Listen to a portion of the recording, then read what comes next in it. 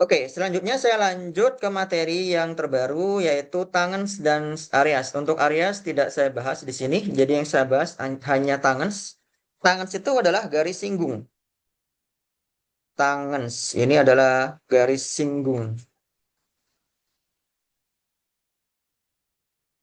atau slope of a curve. Artinya adalah kemiringan dari sebuah kurva, ya. Kemiringan dari suatu kurva. Misalkan nih, contoh paling simpel, kalau saya punya suatu kurva seperti ini, misalkan seperti ini kurvanya, kemudian kita diminta mencari garis singgungnya ketika X sama dengan A. Katakanlah di sini A. Berarti garis singgungnya itu bisa kita bikin di sini, ya. Garis singgung itu garis yang menyinggung kurva hanya di satu titik, ya. Dia tidak memotong tetapi hanya bersinggungan atau menyentuh. Hanya menyentuh di satu titik. Jadi garis singgung ini berupa garis lurus, yaitu seperti ini. Ya, dia hanya menyentuh di satu titik di sini, satu titik kurva. Inilah yang disebut sebagai garis singgung. Nah, kok bedanya garis singgung sama gradien? Kalau gradien itu adalah nilai. Jadi nilai yang berupa angka untuk menunjukkan seberapa curam garis tersebut atau kurva tersebut, ya. Jadi kalau garis singgung itu nanti berupa garis, yaitu berupa suatu persamaan garis. Tetapi kalau gradien itu adalah nilai atau angka yang menunjukkan seberapa curam kemiringan garisnya. Kurang lebih seperti itu. Nah, di sini ada pembuktian mengenai turunan, ya, turunan dari persamaan parametrik. Kalau kita punya Y sama dengan F besar X, ya, ini dinyatakan dapat dari yang grafik sebelumnya di sini. Yang paling bawah itu kita dapat mendefinisikan Y sebagai fungsi X. Jadi Y sama dengan Fx. Nah, ini Y sama dengan Fx. Kemudian X sama dengan Ft dan Y sama dengan Gt. Ini adalah dua dari persamaan parametrik, yaitu X, Y yang sama dengan Ft, Gt. Nah, dari sini bisa kita modifikasi, ya, bisa kita apa ya, bisa kita uraikan nanti menjadi suatu turunan dy per dx. Jadi kita gunakan di sini Gt atau ini dulu deh, Y sama dengan Fx. Kita gunakan ini Y sama dengan Fx. Y di sini kita ganti dengan Y di sini, yaitu GT. Otomatis Y-nya kita ubah menjadi GT dan Fx, X-nya kita ganti dengan Ft. Jadi F besar, F kecil T. Nah, dari persamaan yang kedua ini kemudian kita turunkan kedua ruas, ruas kanan dan ruas kiri kita turunkan terhadap T. Ini ya, D per dt dari GT sama dengan D per dt dari F besar Ft. Kemudian GT-nya ini kita peroleh G aksen T, ya, turunan dari GT terhadap T itu G aksen T. Kemudian turunan dari F besar F kecil T dibagi T, diturunkan terhadap T, ini menggunakan aturan rantai, ya. Jadi yang di luar dulu turunkan, F besarnya kita turunkan terlebih dahulu, F aksen, kemudian dikali dengan yang dalam, F kecil aksen T. Seperti ini. Nah, lalu Ft-nya kita ganti dengan X. Kita ganti dengan X sehingga didapatkan seperti ini. Lalu kita bikin menjadi F aksen X sama dengan G aksen T dibagi F aksen T. Apa itu G aksen T? Yaitu dy per dt. Apa itu F aksen T? Yaitu dx per dt. Jadi sekarang persamaannya menjadi bentuk seperti ini. dy per dx sama dengan dy per dt dibagi dx per dt.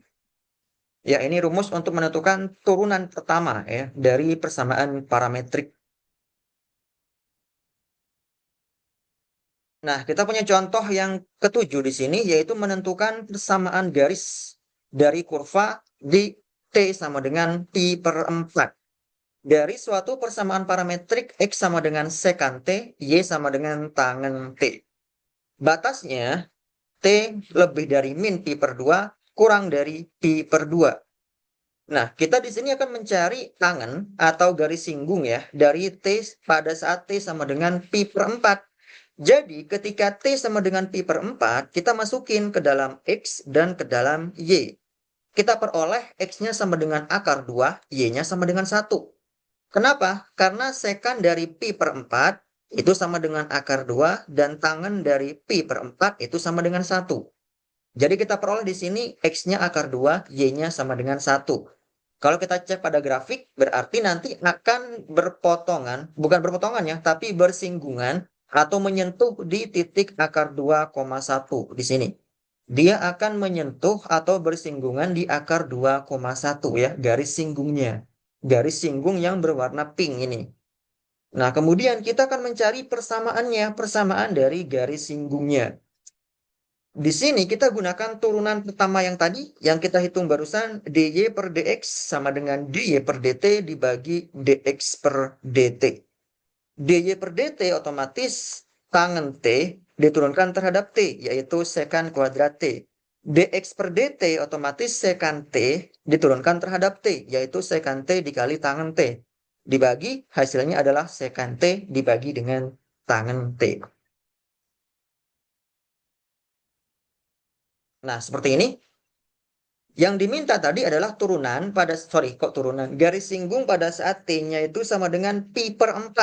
Otomatis kita menggunakan gradien di sini ya untuk mencari garis singgungnya. Gradien itu dirumuskan dengan turunan pertama dari kurvanya, yaitu dy per dx. Yang kita dapatkan tadi sekan T dibagi dengan tangen T pada saat T-nya itu adalah pi per 4.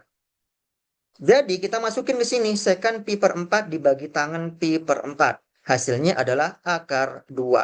Jadi M sama dengan akar 2. Nah, kemudian kita masukin ke dalam suatu persamaan garis singgung yang ini ya. Jadi persamaan garis singgung. M ini adalah gradien, yaitu akar 2. Y1 yang bernilai tadi, yaitu sama dengan 1. X1 itu yang tadi, akar 2. Ya. Yang kita peroleh X, Y-nya sama dengan akar 2,1. Jadi X-nya itu akar 2, Y-nya itu 1. Dimasukin, ini dikali, kemudian kita peroleh persamaannya adalah Y sama dengan akar 2 min 1. Inilah persamaan garis singgung yang diminta. Persamaan garis singgung atau tangens. Ya, kurang lebih seperti itu untuk persamaan garis singgung. Nah, kemudian saya punya tangens horizontal dan tangens vertikal. Apa itu? Tangens horizontal itu adalah garis singgung pada saat horizontal, artinya dia miring ke searah dengan sumbu X ya, sejajar dengan sumbu X. Kalau vertikal artinya dia ke atas, yaitu ke atas sejajar atau searah dengan sumbu Y. Jadi kalau kita punya seperti ini, dy per dx sama dengan dy per dt dibagi dx per dt, maka dy per dt itu sama dengan 0 pada saat tangan horizontal. Tetapi ketika vertikal, maka dx-nya nih yang sama dengan 0. Kok bisa seperti itu? Karena contohnya, kalau kita punya persamaan, kita punya garis ya. Kita punya garis yang garisnya itu kurang lebih seperti ini. Ini misalkan garis Y sama dengan 3. Y sama dengan 3. Maka turunannya dy per dt itu sama dengan 0. dy per dt sama dengan 0 ini akan terpenuhi di mana? Di horizontal tangan. Dan jelas di sini gambarnya itu berupa gambar garis horizontal yang searah sumbu X. Kecuali kalau kita punya misalkan garisnya itu seperti ini. Kalau garisnya itu searah sumbu Y, maka di sini garisnya itu adalah, katakanlah di sini 2, maka X sama dengan 2. Maka dx per dt itu sama dengan 0. Ya, dx per dt itu sama dengan 0, otomatis ini kita peroleh yaitu dari tangan vertikal karena garisnya itu berupa garis vertikal. Nah, kita punya contoh yang ke-9 di sini. Gambarlah persamaan parametrik X sama dengan T kuadrat, Y sama dengan T pangkat 3 min 3T. Yang pertama kita gunakan tangan horizontal, dy per dt sama dengan 0. Tangan horizontal tuh dy per dt-nya yang 0. Jadi ini kita turunkan terhadap t, jadinya 3t kuadrat min 3 sama dengan 0. Otomatis t kuadrat sama dengan 1, t-nya sama dengan min 1 dan 1. Ketika t-nya sama dengan 1, maka kita peroleh x sama dengan 1, y sama dengan 2. Berarti titiknya adalah 1,2. Ketika t-nya sama dengan 1, kita peroleh x sama dengan 1, y sama dengan min 2. Titiknya adalah 1,2. Kalau saya gambar dalam diagram Kartesius, berarti 1,2 itu kurang lebih ada di sini. Di sini ya, 1,2. Dan 1,-2 itu ada di bawah. Di sini.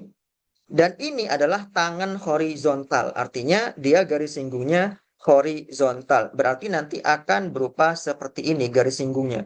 Dia akan berupa garis singgung horizontal.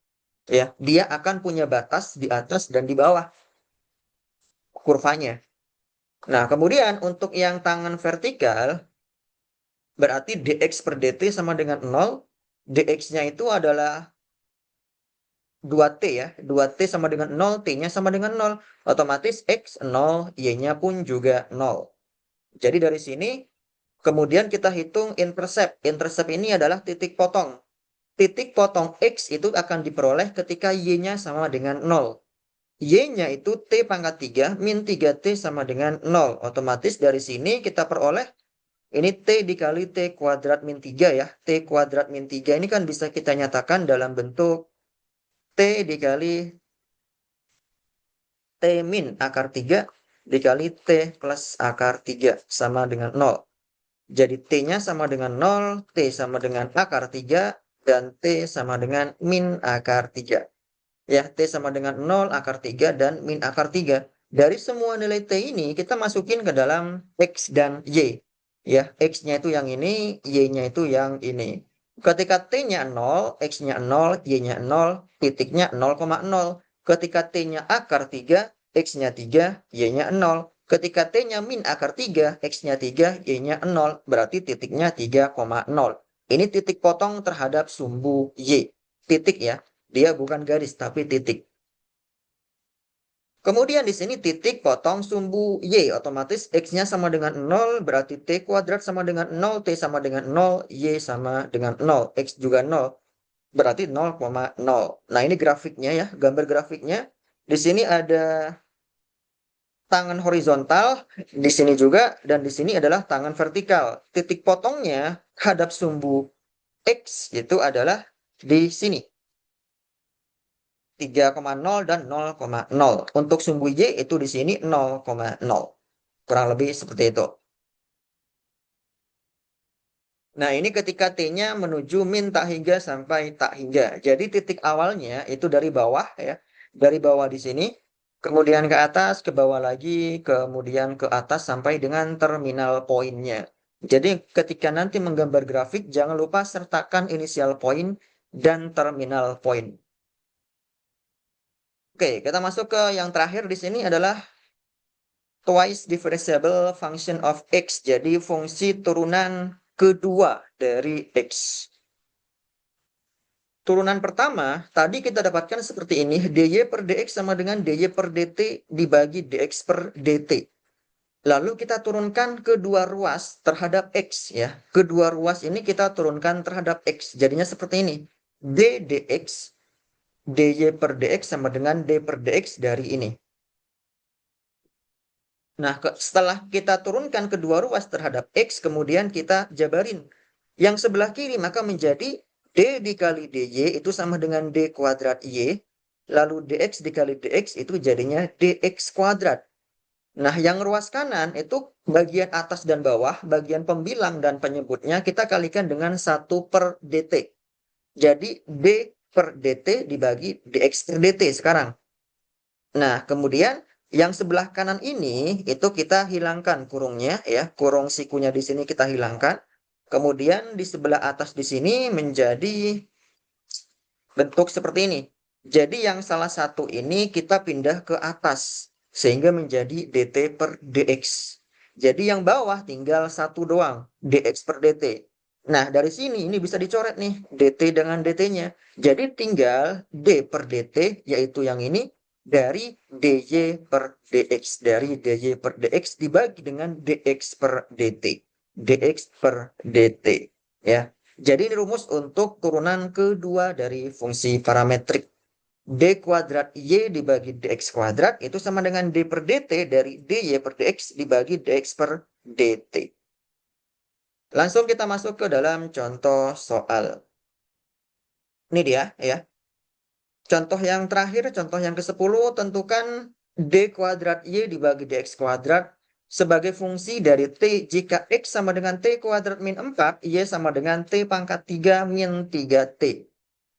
Nah, jadi langsung aja kita gunakan rumus yang tadi, yaitu D kuadrat Y dibagi dx kuadrat sama dengan dx per, bukan dx ya, tapi D per dt,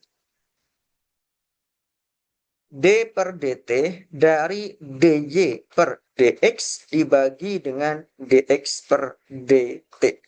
Nah, langkah pertama kita ngapain? Langkah pertama itu adalah kita tentukan dulu dy per dx-nya di sini. Dy per dx ini adalah turunan pertama yang tadi, dy per dx, yaitu kita peroleh di sini menggunakan rumus dy per dt dibagi dx per dt. Jadi y di sini kita turunkan terhadap t dibagi x di sini diturunkan terhadap t. Jadinya adalah seperti ini.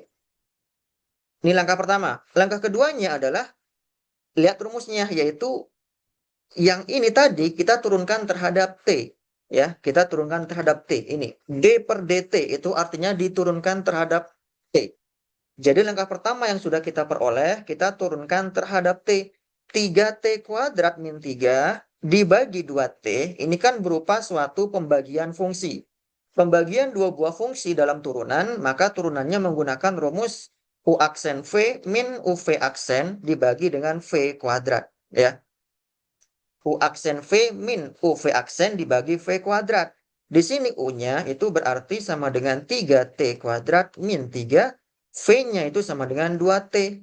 Otomatis U aksen itu sama dengan 6T dan V-nya sama dengan 2. 2 ya? Sorry, V aksen sama dengan 2. Iya. Berarti U aksen V, U aksen 6T dikali dengan V. V-nya yang ini dikurangi UV aksen. U-nya itu yang ini, V aksen itu 2. Dibagi V kuadrat. Berarti 2T dikuadratkan. Yaitu 4T kuadrat. Kita hitung di sini. Kita peroleh hasilnya adalah 3T kuadrat plus 3 dibagi 2T kuadrat. Ini adalah hasil yang bagian atas. Bukan hasil seluruhnya. Hasil seluruhnya adalah kita masih dibagi dengan dx per dt. Jadi nanti hasil ini masih kita bagi dengan dx per dt, yaitu dx x diturunkan terhadap t, yaitu 2t. Jadi hasil ini masih dibagi dengan 2t. Ya. Nah, ini dia. Jadi yang tadi yaitu yang ini.